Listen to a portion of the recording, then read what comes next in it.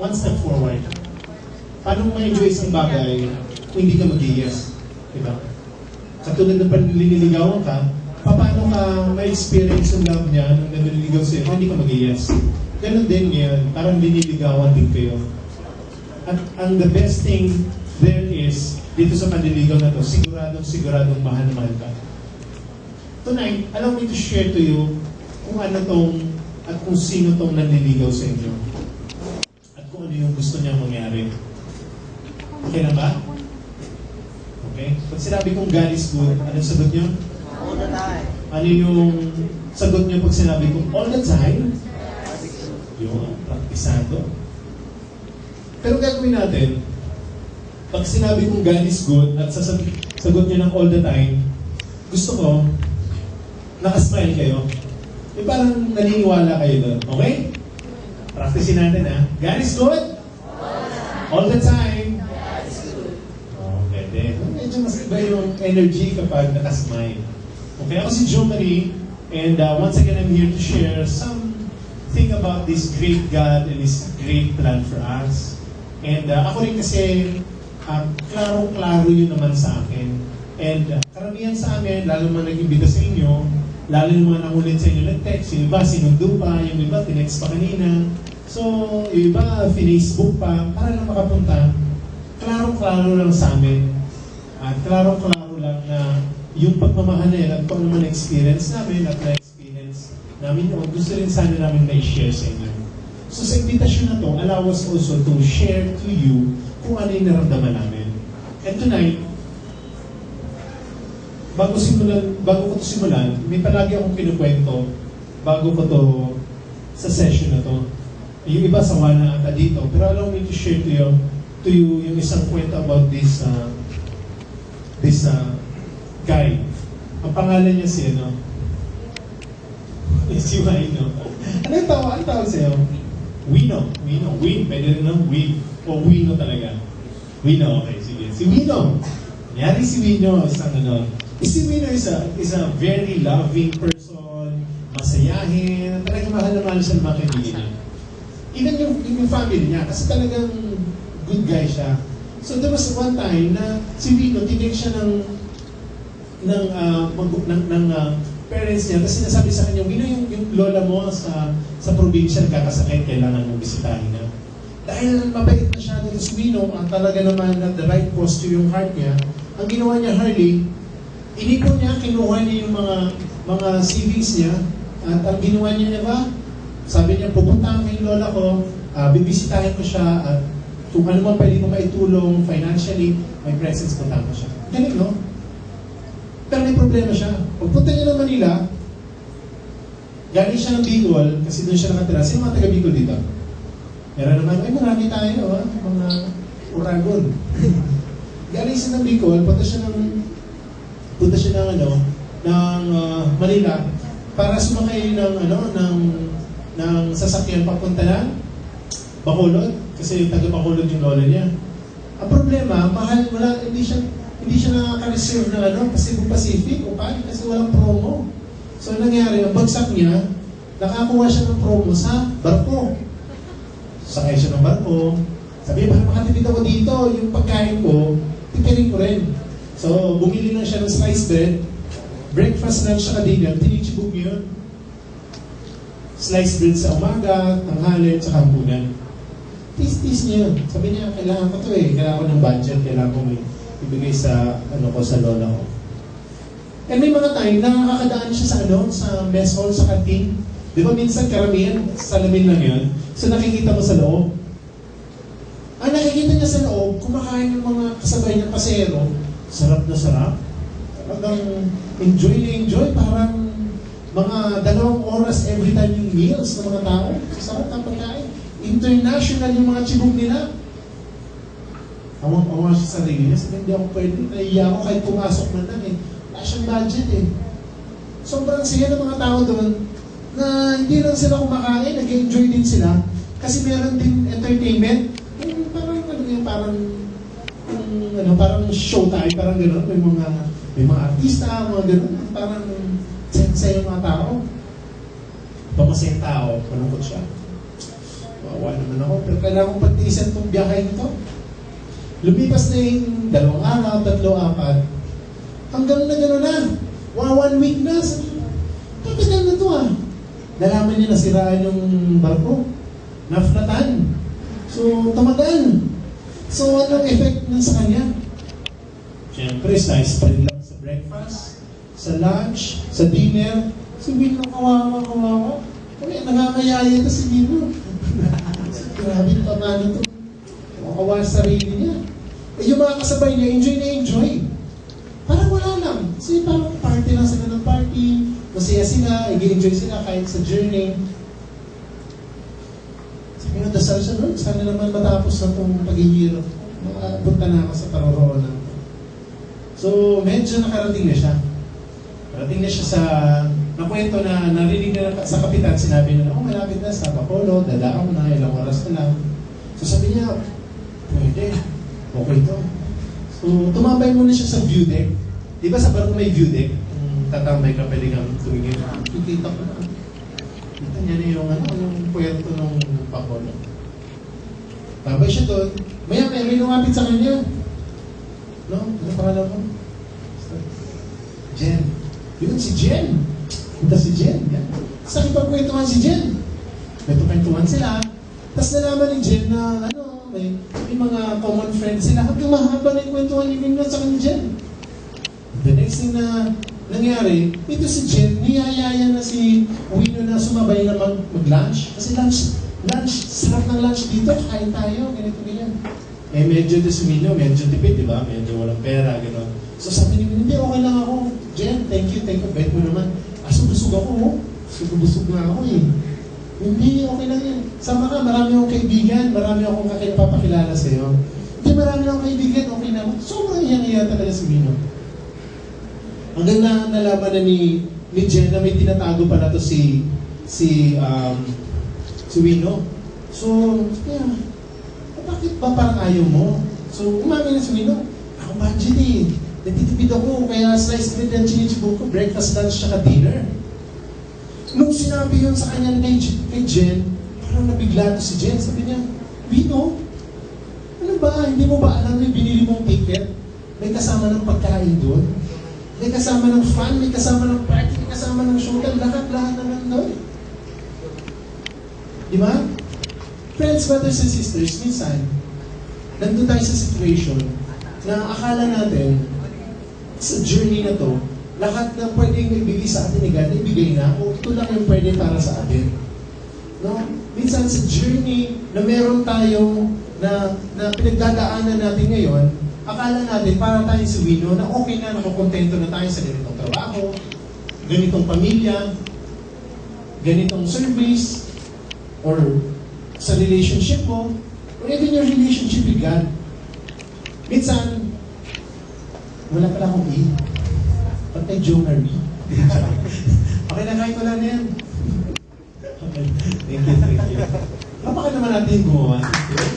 So, biglaan yan You know mo? Yan, patindi on the spot. Friends, brothers and sisters, nawala na ako. Wala lang yung sinasabi ko. Okay. So, minsan, akala natin, we're living our life its fullness. Pero kulang pa, hindi pa. Mga kapatid, I'm here to remind everyone na hindi pa, kulang pa, meron pa. There's more to this life. Kung minsan kontento tayo sa relationship natin kay God, nakala natin, okay na tayo, nakaabot tayo sa bahay, na paggasto sa cable, pang-kuryente. O minsan, okay ka na dahil may mga kaibigan ka naman. Sa Facebook, nagko-comment naman sila, nagla-like, o parang na-accept naman yung friend request mo. O minsan, sa simbahan, every Sunday naman nagmamaske. So, kumbaga, okay na yun. Diba?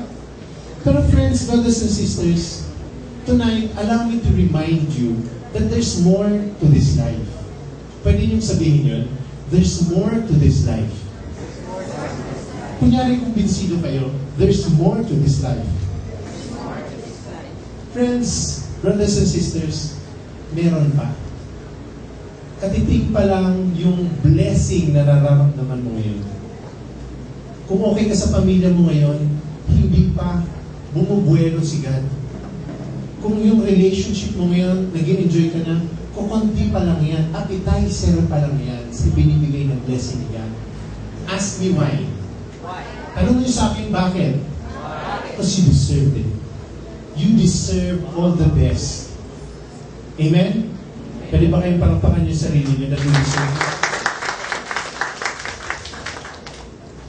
God wants you to enjoy life in its fullness. Colossians 8, pinakwento sa atin the fullness of life. Dun sa Colossians 8, naisasabi sa atin na lahat tayo ay destined to enjoy life to its fullness. Hindi ka titing, hindi ka lang mag-i-enjoy para dito lang sa time na to, sa trabaho, sa ganitong sweldo, sa ganitong relationship, sa ganitong pamilya. Lahat yun. Sabi niya lahat yun. Kumpleto, buo. Friends, brothers and sisters, I hope sa reminder niyo yung gabing ito, all of us will have that same heart na lahat tayo ay mahalaga. Na lahat tayo ay pinahahalagahan niya.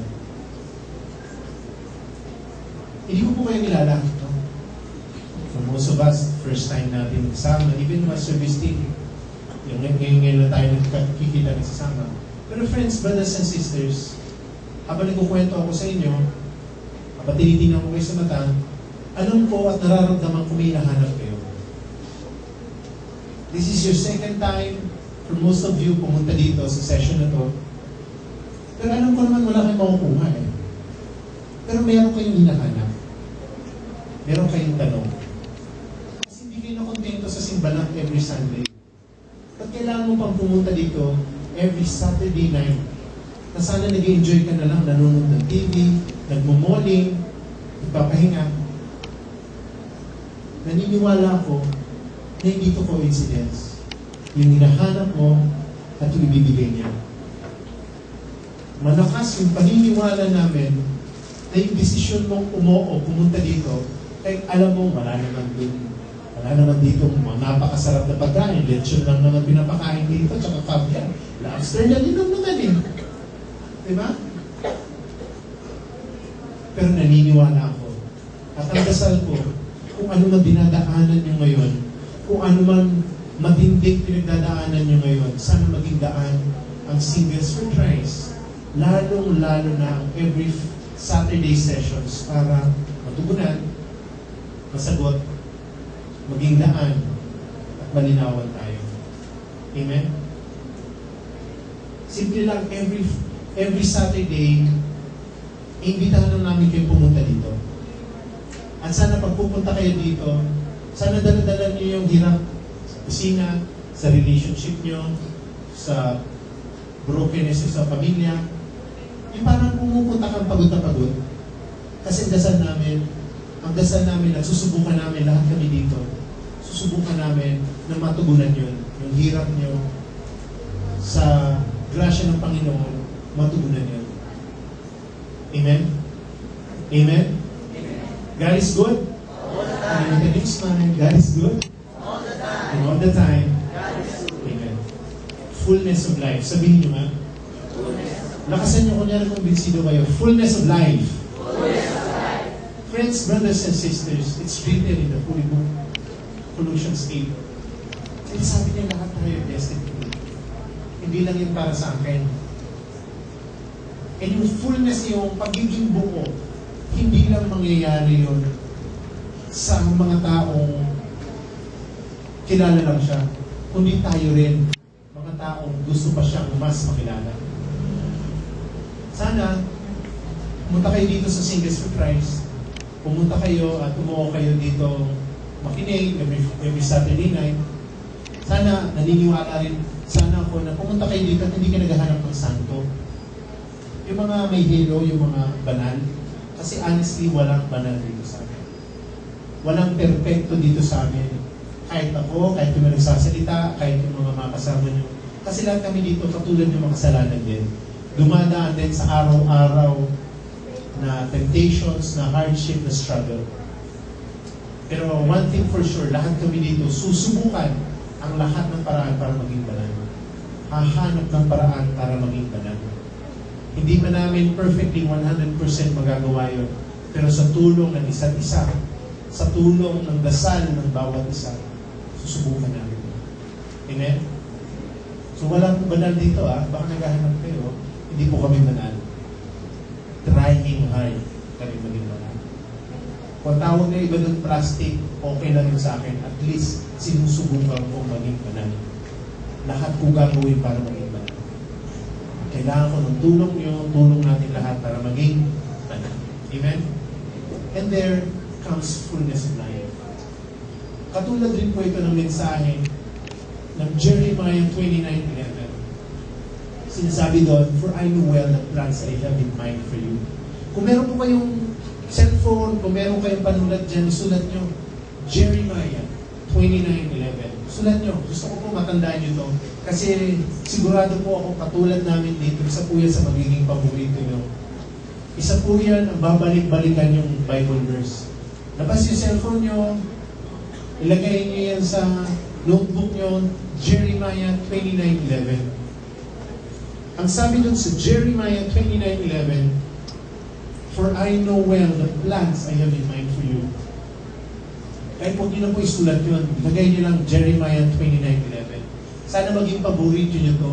Kasi every time, hirap na hirap kayo, every time lost na lost kayo, every time confused kayo, every time broken-hearted kayo, every time nasa baba kayo, this is the best promise that you can ask and that you can claim.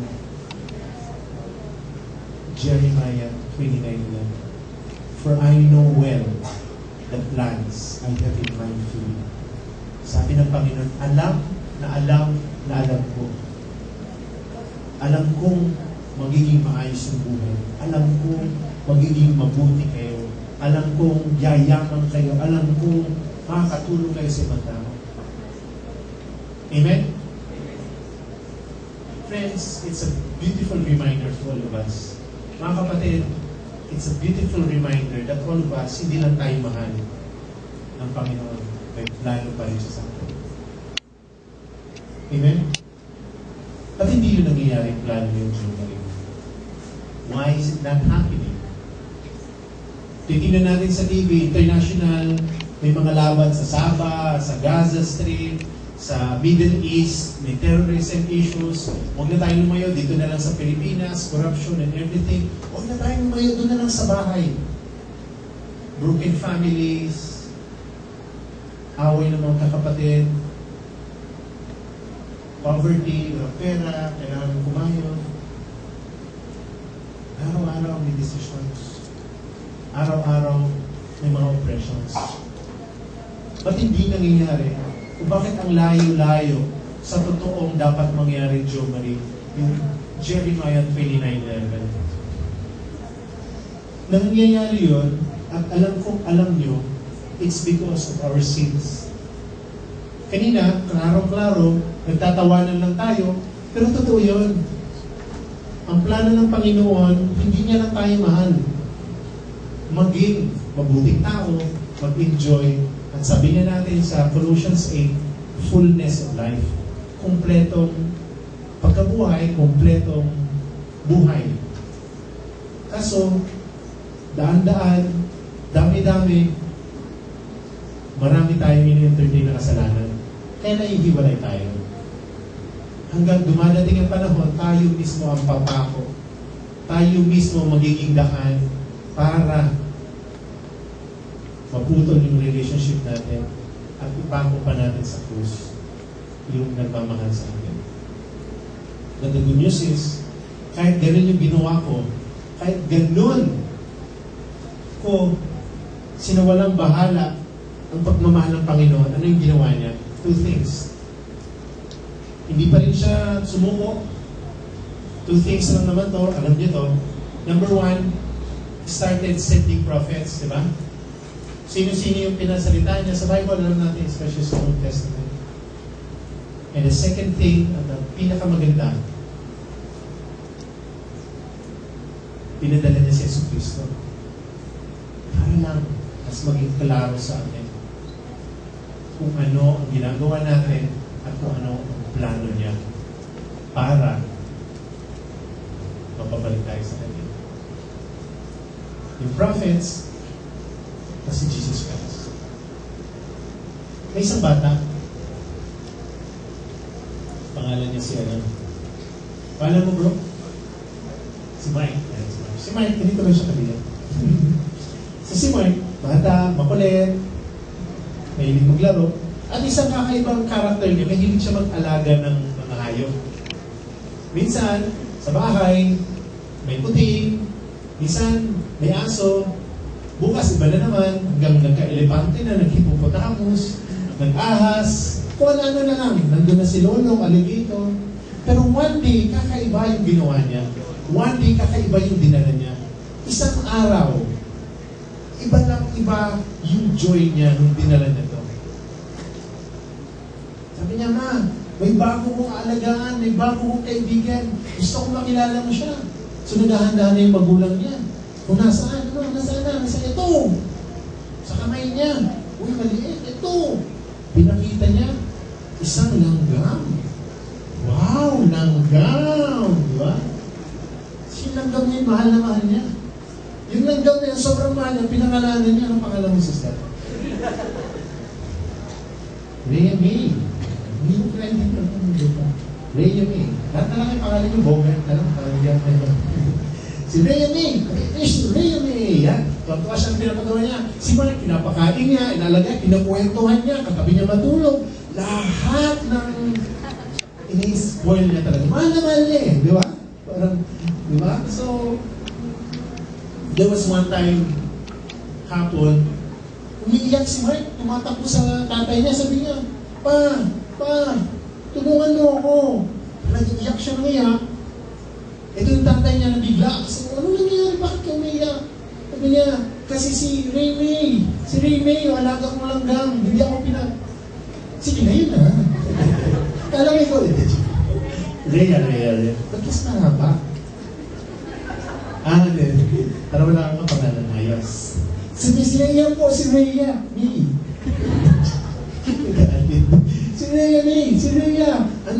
Ayaw niya akong sundan. Pinapaiwas ko siya doon sa fire. Di ba, nagsisiga paghapon. Sa fire, punta siya doon. So natatakot siya kasi alam ni Mark na mamamatay si Rhea pag pumunta siya sa siga, sa fire. So talagang hinahanapin niya, ginaganon niya. Pupunta pa rin, nakatrack talaga siya sa fire. Iyak siya ng iyak, hindi niya alam ang gagawin niya. Tulungan mo ko, Dad, tulungan mo ko. Ano man sabi ng tatay niya? May isang bagay lang, para matulungan mo siya. Sabi ng tatay. Isa lang. Sabi niya, gagawin ko lahat para lang masave si Rhea. Hindi siya mamatay. Sabi ng tatay, isa lang, gawin mo, maging langgam ka rin.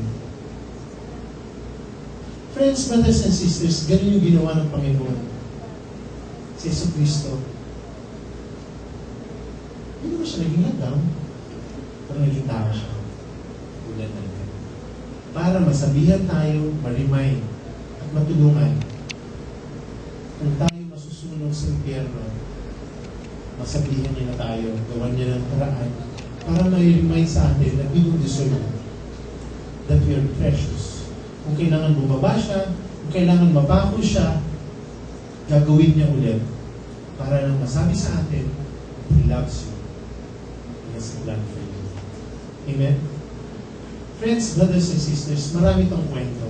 Every day is an opportunity for you to see how God loves you. Alam ko, deep inside you, meron isa, dalawa, tatlo, maliit man yan o malaki, naging klaro sa inyo kung gaano ka minamahal at kung gaano ka mas inaalagaan ng Panginoon. Ngayong gabi nito, sa simpleng gathering natin, mamayang kwentuhan natin, sana lang maisip uli natin kung ano ang binibigay sa atin ng Panginoon. At sana rin ma-challenge din tayo mas pa sa ibibigay niya pa na blessing. Amen? Gusto ko may pakilala sa inyo. Isang sister na katulad natin, may mga dinadaanan, pero sa kanya, habang dinadaanan niya yun, hindi sobrang pasasalamat lang ang meron siya. talagang umaapaw ka. Hindi lang sa community ng Singles for Christ, lalong-lalo pa kay God. And katulad nyo, yung dinadaanan niya, klaro-klaro lang na hindi simple, na hindi ordinaryo. Ito'y nanggagaling sa extraordinaryong Panginoon. Palakpakan natin si Christ.